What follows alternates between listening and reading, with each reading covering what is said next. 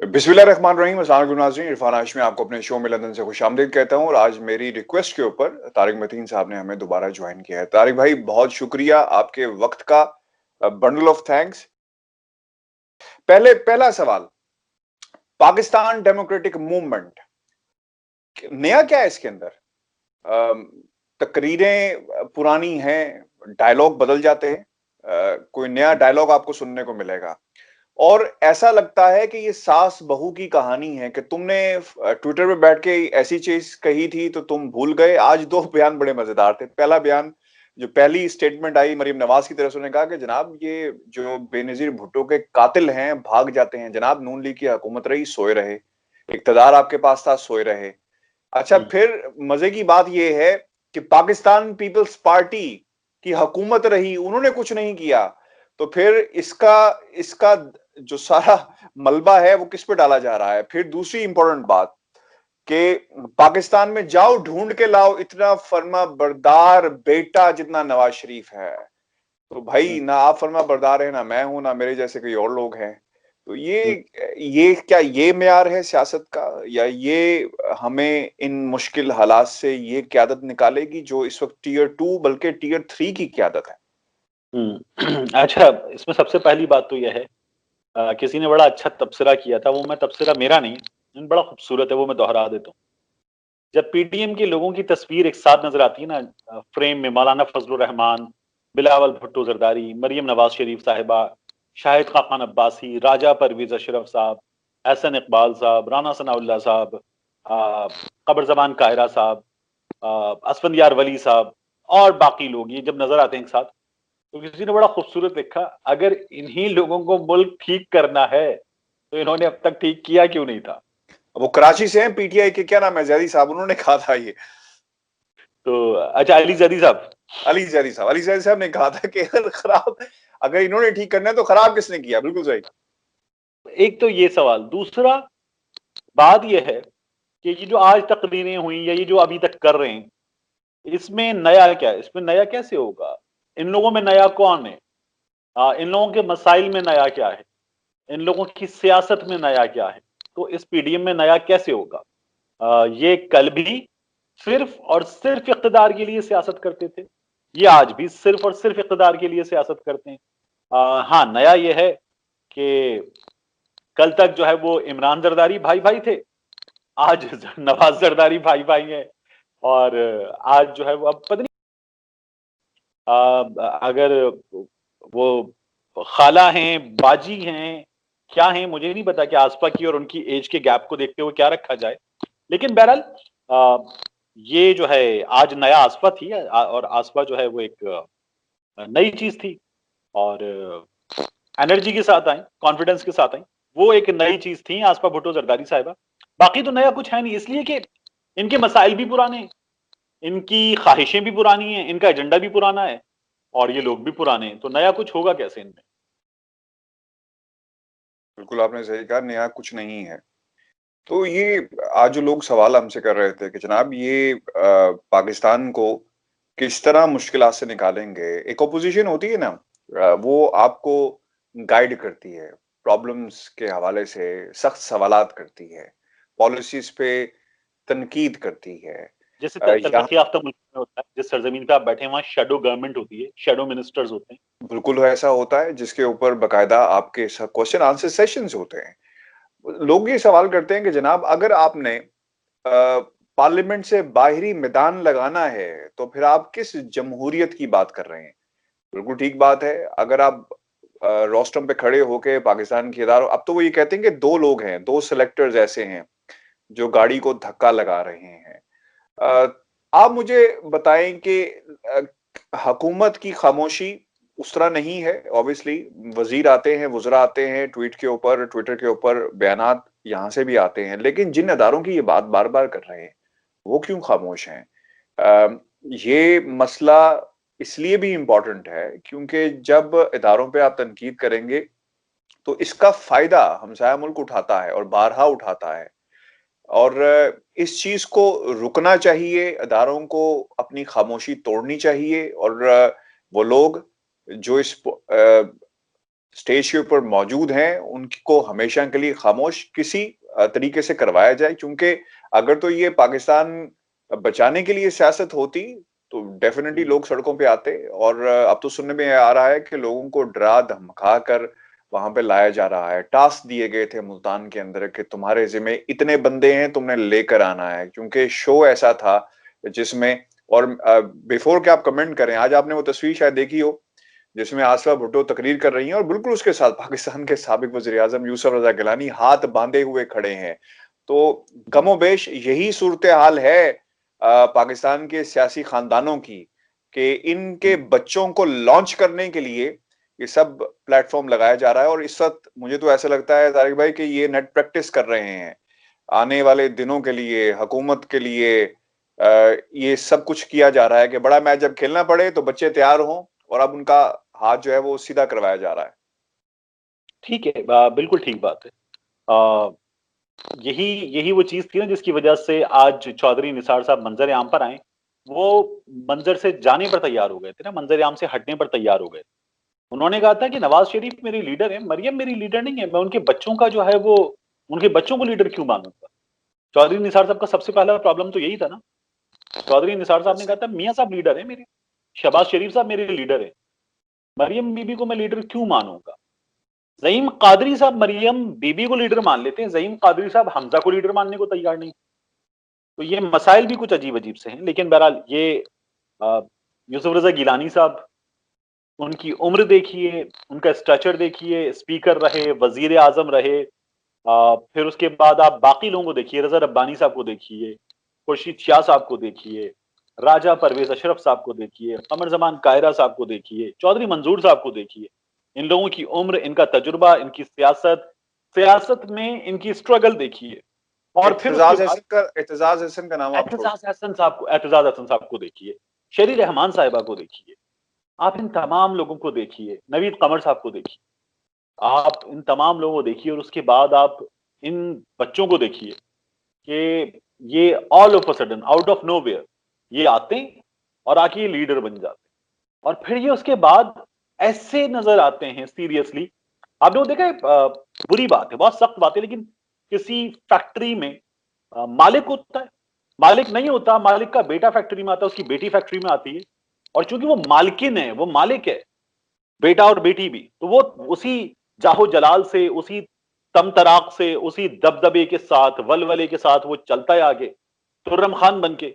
और वो पीछे मुंशी की तरह चल रहा होता है। वो मुंशी जो बाप का मुंशी है, वो बेटे का मुंशी है, वो बेटी का मुंशी है, उसी तरह से चल रहा होता है। Yes sir, yes sir, sir सेठ साहब, मालिक देखिए, छोटे मालिक, बड़े मालिक, ये जो हम हिंदी फिल्मों में देखते हैं, पाकिस्तानी फिल्मों में देखते हैं, इवन गोरे की फिल्मों में भी हम देखते हैं।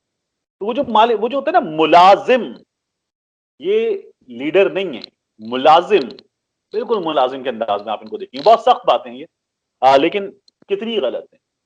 मतलब मुझे बताएं ना, इनमें से क्या गलत है। इन लोगों की बाकायदा पॉलिटिकल वर्कर वाली स्ट्रगल है। मतलब मैं राणा सनाउल्लाह की बात करूं, पीपल्स पार्टी में भी रहे, उन्होंने मार खाई है ना, मार खाई है। इन लोगों की स्ट्रगल है। ये जो आ गए हैं, इनकी स्ट्रगल है, कुछ इन्होंने कुछ किया है। चाहे कॉज कुछ भी हो, लेकिन इन्होंने स्ट्रगल की है नीचे से। तो ये जो है मुलाजिमों वाला हाल है। और आप एक और चीज देखिए कि यूसुफ रजा गिलानी मुलाजिम, और फिर उसके बाद आप देखेंगे अब्दुल कादिर गिलानी, अली मूसा गिलानी मुलाजिम। ये बिल्कुल इसी तरह से आपको नून लीग में नजर आएंगे कि बाप मुलाजिम, फिर उसके बाद बेटा मुलाजिम, और बाप लीडर, बेटी लीडर, बेटा मुलाजिम, बाप मुलाजिम, बिल्कुल उसी तरह से आपको आगे जाते हुए नजर आएंगे। ये कई लोग लाहौर में आपने ऐसे कई लोग देखे, हमने देखे। और अब मुलाजमीन की आकाओं की अगली खेप भी तैयार हो रही है, मुलाजमीन की भी अगली खेप तैयार हो रही है। अच्छा, मुझे तो ऐसा लगता है कि ये जब जो इनके बड़े ऑब्वियसली जो पाकिस्तान पीपल्स पार्टी को लीड कर रहे हैं, इस स्ट्रगल से बेहतर ऐसा लगता है कि इनको मौका दिया जाता है कि जनाब आप के पास भी गवर्नमेंट है और जिस तरह माल पानी बनाना है, जो कुछ रास्ते इख्तियार करने हैं आप कर सकते हैं। तो ऑब्वियसली इन ग्राउंड्स के ऊपर एक दूसरे को ब्लैकमेल करना, या ऑब्वियसली पार्टी के अंदर ये चीजें जरूर होती हैं। एक दूसरे की के बारे में लोग जानते हैं कि किसने कितना पैसा जो है वो बनाया है, और ऑब्वियसली उन्हीं बातों के ऊपर जो है पार्टी कुर्बानी मांगती है, और कुर्बानी फिर इस तरह स्टेज के ऊपर दी जाती है। मौलाना फजल रहमान का आज खिताब, उन्होंने कहा कि हमें डराया गया, धमकाया गया, लेकिन इसके बावजूद हमने जलसा किया। मुझे पहले ये बताएं, आपको लगता है कि आज का जलसा कामयाब था? इजाजत नहीं दी गई, जिस मकाम पे जलसा होना था लोगों ने मुनासिब ही समझा, और जहां पे ये जो क़यादत थी इन्होंने सड़क के ऊपर ही उसे ब्लॉक किया और जलसा कर दिया। डू यू बिलीव कि it was a successful show? तीन पैमाने हैं जलसे की कामयाबी। तो 3 पैमानों में से 2 पर तो ये जलसा कामयाब था। पहला पैमाना ये है कि हम बहुत बड़ी तादाद में शुरका जमा करें। तो ये बहुत बड़ी तादाद में शुरका जमा करने में कामयाब नहीं हुए। दूसरा पैमाना यह है कि बहुत जबरदस्त हाइप क्रिएट हो और ये टॉक ऑफ द टाउन बन जाए। ये जलसा बहुत जबरदस्त हाइप के साथ हुआ और ये टॉक ऑफ द टाउन बना, हम भी इस पर बात कर रहे हैं। तो इस लिहाज से ये सक्सेसफुल था। फिर उसके बाद जो है ये अपना मकसद पूरा करे। मकसद अभी थोड़ा सा दूर है ना। ये कह रहे हैं कि हम जलसे करेंगे, जलसे होंगे, जलसों की एक सीरीज होगी, राब्ता अवाम मुहिम होगी, फिर हम धरने की तरफ जाएंगे, इस्लामाबाद की तरफ मार्च करेंगे। तो वो जो मकसद है कि हम लोगों में जलन करते जाएं, कनेक्टिविटी बढ़ाते जाएं, ये उस लिहाज से भी कामयाब था। तो दो हवाले जो हैं उनके एतबार से, 2 पैमानों के एतबार से ये कामयाब था। 3 में से 2 ये शो जो है वो कामयाब शो था।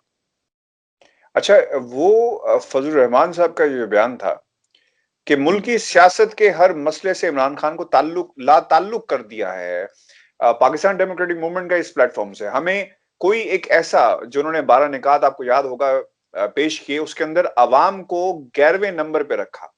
यानी 12वां खिलाड़ी नहीं बन सके, बनाना तो ये चाह रहे थे कि अवाम 12वां खिलाड़ी होती, लेकिन 11वें नंबर पे महंगाई और अवाम को उन्होंने रखा।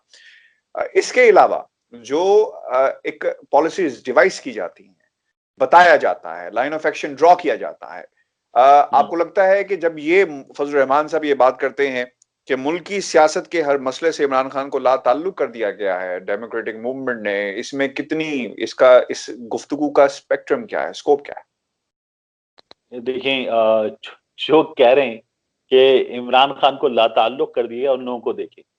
आप स्टेज पे चेहरे देखें, फजल रहमान साहब खत्म।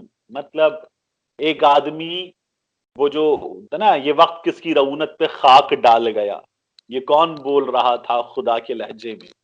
वो आदमी जो हमेशा जीतता चला रहा था, वो आदमी एक नॉन एग्जिस्टेंट या न्यू एंट्रेंट इन पॉलिटिक्स, उससे हार गया।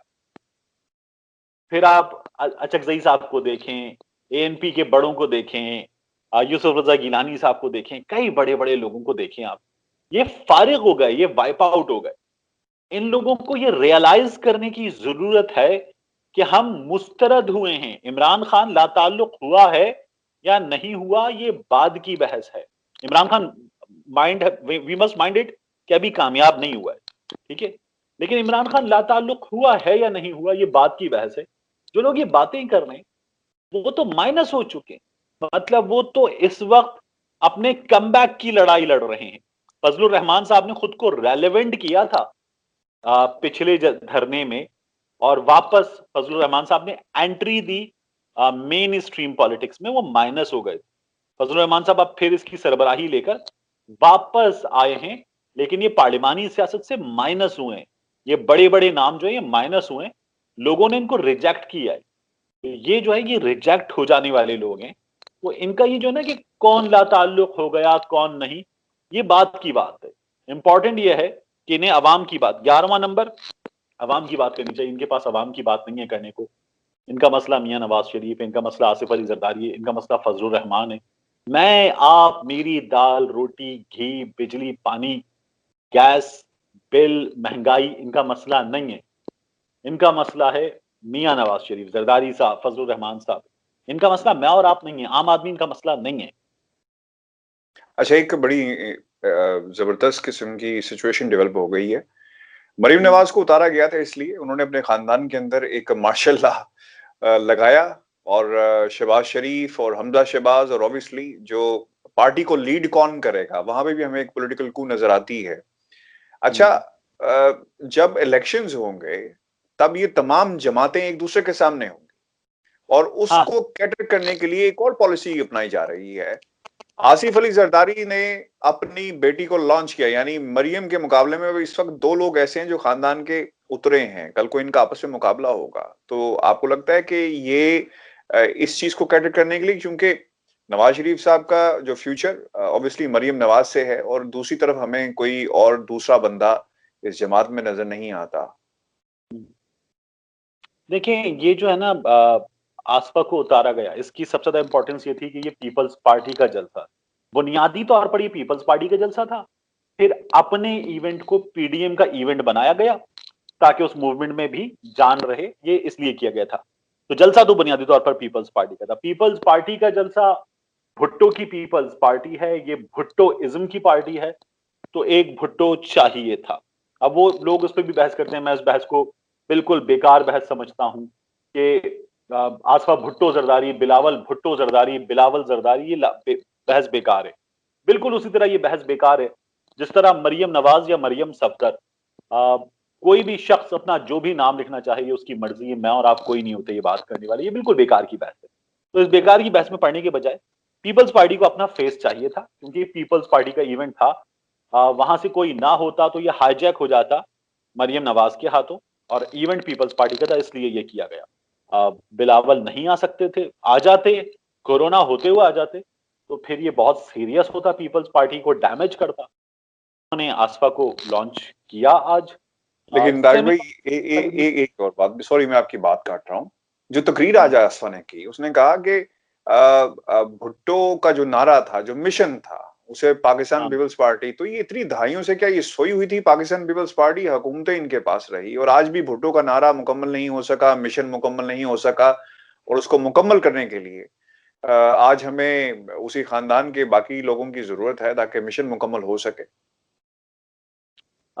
देखिए, ये हमारे सिर्फ पाकिस्तान की नहीं, हमारे रीजन की बदकिस्मती।